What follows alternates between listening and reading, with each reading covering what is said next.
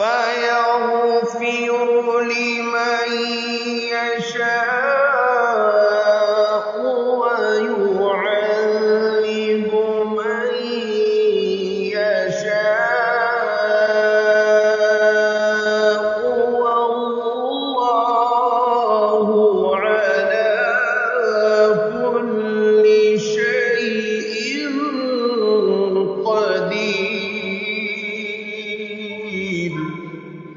ان کا نام تھا تو ان کا نام رکھا محمد احمد رمضانی. ماشاءاللہ بھائی ہمارے رمضانی کتنے ہیں؟ 5000 روپے ماشاءاللہ ہمارے بھائی رمضانی صاحب کے 5000 روپے اللہ تعالیٰ قبول فرمائے. دونوں جہان میں اللہ تعالیٰ خوشیاں نصیب فرمائے ماشاءاللہ. عورتوں میں سے بھی خوب مدد مل رہی ہے اور مرد بھی ماشاءاللہ بہت بڑھ چڑھ کر خدمت کر رہے ہیں. عورتوں کے پاس تو بیچاریوں کے پیسے کم ہی ہوتے ہیں, جوڑے بہت ہوتے ہیں, لیکن جوڑے بھی یہاں کچھ کم نظر آتے ہیں. کمرہ بھر گیا ہے.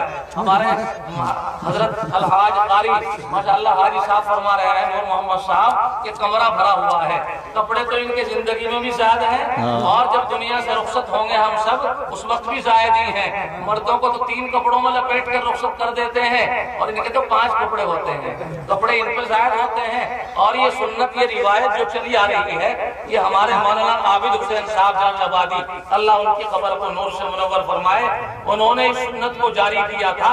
والد محترم حضرت علامہ کے ساتھ شانہ بشانہ قدم قدم ساتھ ساتھ چلا کرتے تھے. استاد بھی تھے اور ساتھ ساتھ رہتے تھے. بڑا چہرہ ان کا, مسکراہٹ ان کے چہرے پر ہر وقت رہتی تھی. حضرت مولانا مسیح اللہ خان صاحب جلال آبادی یہ اساتذہ تھے, یہ استاد تھے, یہ شیخ تھے, پیر تھے, سب کچھ تھے. اور یہ سارا قافلہ تھا. اسی قافلے کی برکت سے ہمارے اس علاقے میں, بڑھانے میں, مظفر نگر میں, شاملی میں اور میرٹھ میں کہاں کہاں تک ان کا فیض ساری دنیا میں, بیرون ہند دنیا میں, یہاں ہندوستان میں اور ہندوستان سے باہر بھی, افریقہ ہو چاہے امریکہ ہو, برطانیہ ہو چاہے عرب ہو, لندن ہو, کہیں ہو, جہاں چلے جائیں گے آپ ان بزرگوں کا فیض وہاں ملے گا.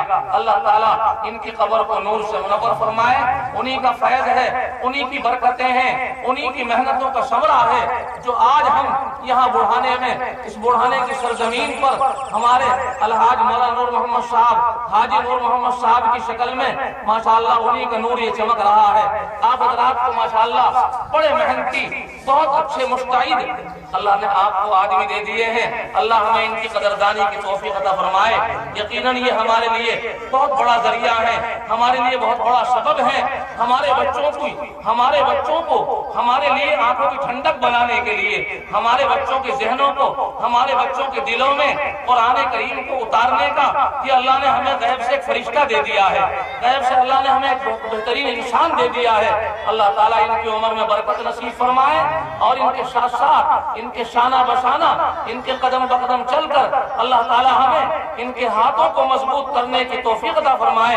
اور اللہ تعالیٰ ان کے ذریعے سے اللہ ہمیں اپنے آقا نامدار محمد رسول اللہ صلی اللہ علیہ وسلم کے فیضان سے فیضیاب فرمائے. یہ 500 روپے کیا ہے بھورو جی کے ماشاءاللہ جولے والے, جولے کے مہمان ہیں. انہوں نے ماشاءاللہ یہی رہتے ہیں, جولے کے رہنے والے, لیکن اب یہی رہنا شروع کر دیا ہے. اب یہی کے باشندے ہو گئے ہیں, یہی سب کچھ ان کا ہو گیا ہے, مکان بھی یہی بنا لیا ہے, سب کچھ یہی کاروبار الحمدللہ چلتا ہے. اللہ تعالیٰ ان کے کاروبار میں, کاموں میں برکت نصیب فرمائے. 500 روپے پہنچ گئے ہیں, 100 روپے اور آ گئے ہیں. اللہ تعالیٰ قبول فرمائے اور عافیتوں کے فیصلے فرمائے, شرور و فتن سے حفاظت فرمائے. جتنی سویرا آج میں آپ کے جلسے میں آیا ہوں, شاید کسی جلسے میں اتنی سویرا جانے کا اتفاق نہیں ہوتا ہے. ابھی 2 جلسے اور چل رہے ہیں اور دونوں جلسوں کا برابر فون آ رہا ہے. میں آپ کے جلسے میں تقریباً 11:30 نہیں تو 11:45 بجے یہاں پہنچ گیا تھا اور منشا یہ تھا کہ 11:45 بجے سے میں آپ حضرات کے جلسے میں 1 بجے تک رہ کر یہاں تک رخصت ہو جاؤں گا. لیکن کیا کیا جائے, جو اللہ چاہتا ہے وہ ہوتا ہے, جو بندہ چاہتا ہے وہ نہیں ہوتا ہے. حضرت علی رضی اللہ تعالیٰ عنہ کا مقولہ ہے, فرمایا عرفت ربی بفصل العزائم, میں نے اپنے رب کو اپنے ارادوں کے ٹوٹنے سے پہچانا. میں کچھ چاہتا ہوں, اللہ تعالیٰ کچھ چاہتے ہیں. جو مشیت اللہ کی ہوتی ہے, جو چاہت اللہ کی ہوتی ہے وہ پوری ہوتی ہے, جو بندے کی چاہت ہوتی ہے وہ پوری نہیں ہوتی ہے. اللہ تعالیٰ ہمیں اپنی چاہت, اپنی مرضی کے مطابق زندگی گزارنے کی توفیق مرحمت فرمائے۔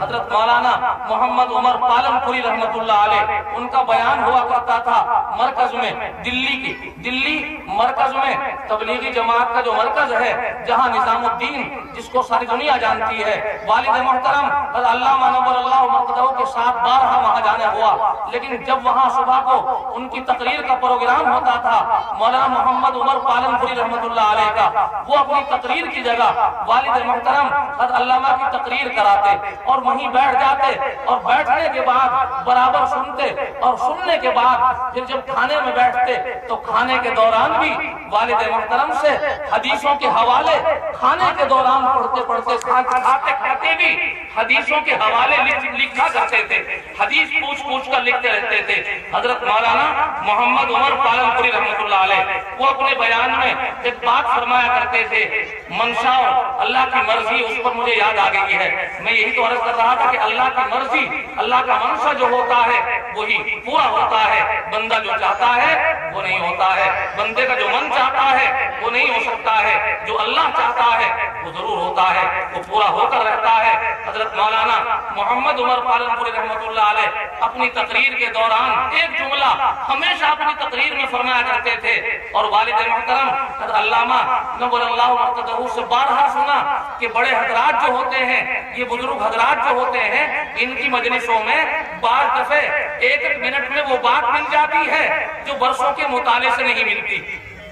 حضرت مولانا مسیح اللہ صاحب جلال آبادی اللہ ان کی قبر کو نور سے منور فرمائے، 30 سال تک جلال آباد پڑھانے کے بعد جب بھیشانی تشریف لائے، اور بھیشانی آنے کے بعد بخاری شریف شروع فرمائی، اور 8 سال تک بخاری اور دور حدیث وہاں رہا۔ اس دوران بھی ہمیں یہ ہدایت تھی کہ حضرت کی مجلس میں روز نہیں، تیسرے دن نہیں تو کم سے کم ہفتے میں ایک دن ضرور جایا کرو، اور فرمایا کرتے تھے کہ بزرگوں کی مجلس میں 1 منٹ کا بیٹھنا بھی برسوں کے مطالعے سے کہیں زیادہ ہو جاتا ہے، برسوں کے مطالعے سے بھی وہ بات نہیں ملتی ہے جو بزرگوں کے یہاں 1 منٹ میں مل جاتی ہے۔ حضرت مولانا رشید احمد گنگوہی رحمت اللہ علیہ گنگوں میں تشریف فرما ہے، اپنی خانقاہ میں ہے، باہر مریدین کا حلقہ بیٹھا ہوا ہے، حجرے سے باہر نکلے اور نکلنے کے بعد اپنے مریدین سے فرمایا، ارے بھائی آج تو میرے ذہن میں ابھی اللہ نے ایک بات ڈالی ہے، اگر کہو تو بتلا دوں،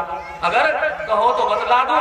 سب نے اشتیاق ظاہر کیا، سب نے شوق ظاہر کیا کہ حضرت بتلا دو۔ فرمایا یہ حضرات جو ہیں پہلے امتحان لیتے ہیں اور اس کے بعد پھر کوئی بات بتلاتے ہیں، پہلے شوق اور طلب پیدا کرتے ہیں پھر اس کے بعد کوئی بات بتلاتے ہیں، شوق اور طلب کے بعد جب کوئی بات ذہن میں پڑتی ہے تو یاد رہ جاتی ہے۔ اور والد محترم فرمایا کرتے تھے، مثال دیا کرتے تھے، جب کھیت بالکل صحیح ہو جاتا ہے، ہموار ہو جاتا ہے اور بالکل بڑھیا اور عمدہ ہو جاتا ہے، تو جب بیج اس میں ڈالا جاتا ہے تو بڑھیا جمتا ہے، بڑھیا جمتا ہے، اور اگر یوں ہی بنجر زمین میں بیج ڈال دیا جائے تو چڑیے کھا کر اس کو ختم کر دیتی ہیں، اصل لاگت بھی ہاتھ نہیں آتی ہے، اس پر نفع تو لگ رہا۔ تو زمین جب ذہن کی زمین ہموار ہو جاتی ہے، دماغ کی زمین جب ہموار ہو جاتی ہے، جب طلب اور شوق ظاہر ہو جاتی ہے، تو جب اس کے بعد کوئی بات بتائی جاتی ہے تو ذہن میں محفوظ ہو جاتی ہے۔ حضرت مولانا رشید احمد گنگوہی رحمۃ اللہ علیہ نے اپنے مریدین سے فرمایا کہ بھائی آج تو ایک بات ذہن میں آ رہی ہے، اگر کہو تو بتلا دوں۔ سب نے شوق ظاہر کیا، حضرت نے فرمایا کہ دیکھو میرے ذہن میں اللہ نے بھی یہ بات ڈالی ہے کہ دیکھو یہاں جو تم آئے ہو اپنی اصلاح کے لیے، اپنی زندگی کو سنوارنے کے لیے، اپنی اصلاح کی فکر میں جو تم یہاں آ کر اپنے گھر کو چھوڑ کر یہاں در پہ آگے پڑ گئے ہو، فرمایا کہ دیکھو اللہ کی ذات پر بھروسہ رکھنا، اللہ کی ذات پر بھروسہ رکھنا، میں صرف تمہارے لیے اصلاح کا ذریعہ تو بن سکتا ہوں، واسطہ تو بن سکتا ہوں، مگر جو ملے گا وہ اللہ سے ملے گا، جو ملے گا وہ اللہ کی طرف سے ملے گا، میں صرف ذریعہ بن سکتا ہوں، واسطہ بن سکتا ہوں۔ گویا عقیدے کی اصلاح فرمائی کہ اللہ پر یقین رکھو، اللہ کے سوا کسی اور پر یقین نہ رکھو۔ اور والد محترم بھی اسی مضمون کو فرمایا کرتے تھے کہ اپنی نیت کو صحیح کر کے اللہ پر امید رکھ کے کام کو لے کے چلو، انشاءاللہ اللہ کی مدد آئے گی، اللہ کی مدد آئے گی، اللہ کی طرف سے راستے کھلیں گے، لیکن نیت صحیح ہو، نیت بالکل درست ہو، اور انشاءاللہ اللہ کی ذات پر بھروسہ ہو تو ہمیشہ اللہ کی طرف سے راستے کھلتے چلے جائیں گے، مدد اللہ کی طرف سے ملتی چلی جائے گی۔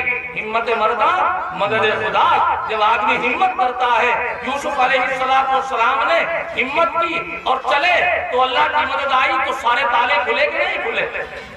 سارے تالے کھل گئے۔ اگر وہیں بیٹھے رہتے تو تالے کیسے کھلتے؟